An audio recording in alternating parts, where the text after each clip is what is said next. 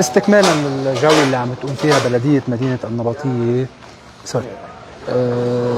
يعني كمان نحن هلا من داخل سوق حي السراي.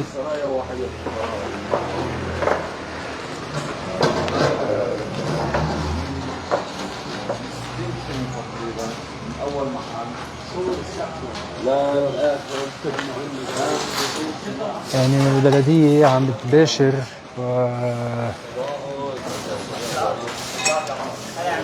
وجمعية نصير أيضا بالتعاون معهم عم بتباشر بتنظيف شارع حي السراي القديم اللي تضرر كتير جراء الغارة الأخيرة خلال الحرب اللي استهدفت هيدا الحي.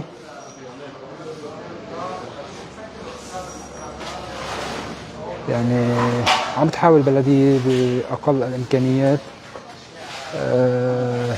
إعادة الحياة هيدا الشارع. يعني مثل ما عم نشوف قدامنا هيدا الدمار اللي لحق الحي نتيجة الغارة الأخيرة. هون كان في عنا دكانة شيبوب.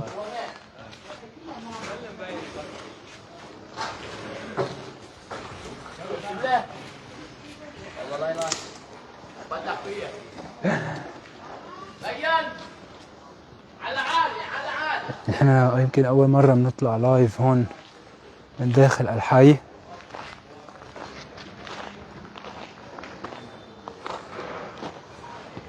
هيدي هي هون الغارة اللي استهدفت حي السراي. هون ناس عندها ذكريات كتيرة. مين ما بيعرف هيدي الشوارع وهيدي الزواريب هون داخل حي السرايا. مين ما بيعرف الجامع القديم بحي السرايا.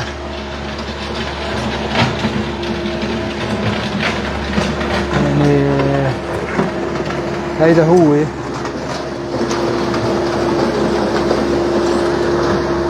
الدمار اللي سببته طائرات العدو الإسرائيلي.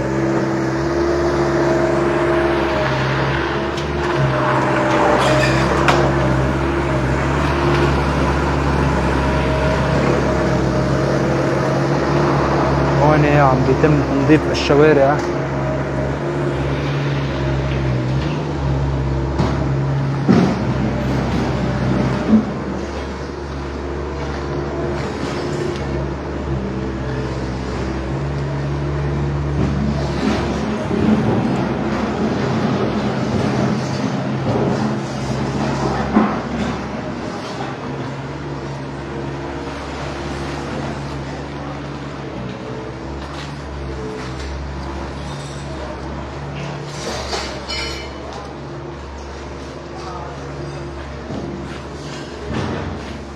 هون عم بيتم تنظيف الشوارع بمشاركة جمعية نصير، أكيد برعاية البلدية.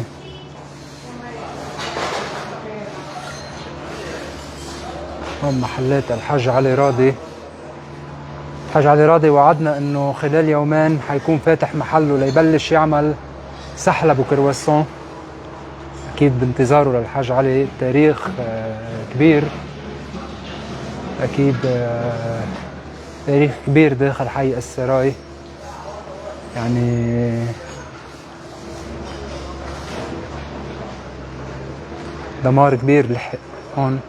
اهل النبطية كلهم بيعرفوا هذا الحي، مش بس اهل النبطية، تقريبا اهل الجنوب كلهم اللي بيجوا من بيروت كمان من الجبل ومن غير مناطق كلهم بيعرفوا هيدا الحي وشو قيمته المعنوية وشو قيمته الاقتصادية. يعني للأسف العدو دمر جزء منه وألحق الضرر بجزء كبير.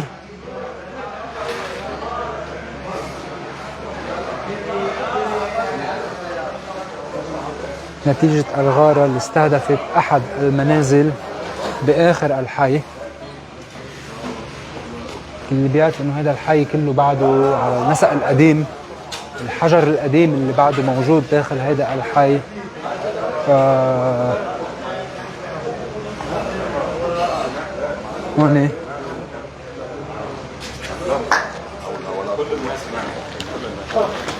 حج يا ايه ايه بحكي انا وياه. اتفقنا اليوم مش اليوم والله لا. طيب حج يعطيك العافية. الله يعافيك. هذه الشهود اللي اليوم عم تقول فيها بلدية على الرغم فينا نقول النقص المادي كبير داخل الخزينة، الخسائر الكبيرة اللي تسببتها بآخر حرب 66 يوم. بلدية كيف عم تشتغل اليوم؟ بأي ميزانية عم تشتغل؟ وعلى شو عم تعتمد لحتى عم تشتغل؟ عم تشتغل كله لحتى تزيل الركام من شوارع المدينة. بداية مثل ما تفضلت وحكيت انت، الامكانات المالية بالبلدية استلمناها معدومة منذ 2025 هذه الولاية يعني البلدية. اجت هذا الحرب كمان زادتنا مثل ما بيقولوا نزولا. الشيء الجميل في هذا الجنوب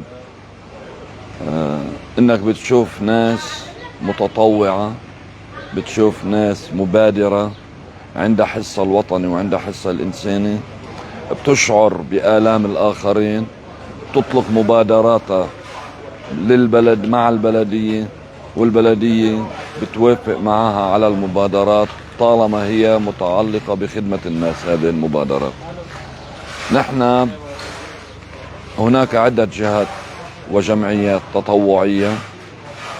بالأمس بدأنا بحملة إزالة النفايات تطوعا من قبل الهيئات الصحية كافة على مستوى مدينة النبطية، وشفتوها انتم امبارح. جمعية نصير الأخوية هي كمان تبرعت أمس واليوم وغدا بإزالة الردميات من أمام المحلات ومن السوق العام بشكل كبير. نهار الأربعاء إن شاء الله جمعية DMPA تجمع شباب صيدا وبلدية مدينة صيدا وبلدية مدينة صور لديهم أيضا يوم نظافة على مستوى مدينة النبطية تطوعا. هذه الروح التطوعية والروح الإنسانية المفعمة بالمحبة بين أبناء الوطن الواحد هي روح تثمن وتقدر، ونتمنى أن تستمر هذه المبادرات. هذه كلها مبادرات تطوعية مجانية من أصحابها من هؤلاء الجمعيات الذين ذكرت. نحن نتقدم منهم بجزيل الشكر والامتنان والتقدير والمحبة على هذه اللفتة المباركة من قبلهم. اليوم أكثر من 30 شاب وصبية متواجدين بشوارع المدينة، بلشوا من تمثال الصباح نزولا. شو بدك توجهنا اليوم بكلمة؟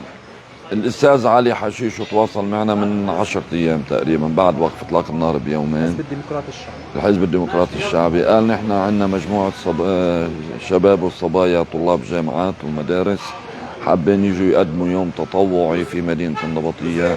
رحبنا بهذه الفكرة، قلنا لهم بخدمتكم نحن. واليوم بلشوا من تمثال حسن كامل الصباح نزولا إلى وسط السوق، من حيث ما بدأ بالأمس جمعية نصير باتجاه حي المسلخ. أتوجه لهم بالشكر الجزيل على هذه الالتفاتة الجميلة من قبلهم. صيدا هي بوابة الجنوب وهي رئة الجنوب التي نستمد منها الهواء النقي الصافي الأصيل بأصالة أهل هذه المدينة مدينة صيدا. ولا ننسى أنه أثناء الحرب هناك عدد كبير، وخصوصا الأستاذ علي حشيش والمركز الشهيد لديهم كان لديهم مبادرات فيما يتعلق بموضوع تقديم الدعم لأهلنا النازحين في مدينة صيدا. لهم منا جزيل الشكر من أهل مدينة النبطية وبلدية مدينة النبطية، لهم منا الكثير الكثير من المحبة والتقدير. إن شاء الله نأمل أن تبقى روح التعاون وروح المحبة وروح الأخوة وروح الألفة فيما بيننا على مستوى لبنان وعلى مستوى الجنوب، لكي يبقى الجنوب أهل الجنوب متمسكين بأرضهم بوطنهم، مستقرين في منازلهم، يدا بيد جميعا نتكاتف ونصل إلى المراد الذي نريده. شكرا لك يا حاج والله يقويكم يا شباب. طيب بعدنا عم نستكمل ايضا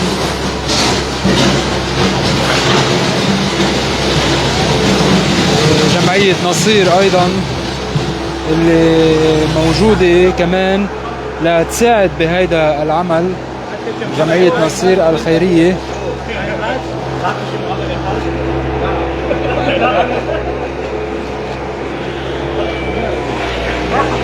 مثل ما عم نشوف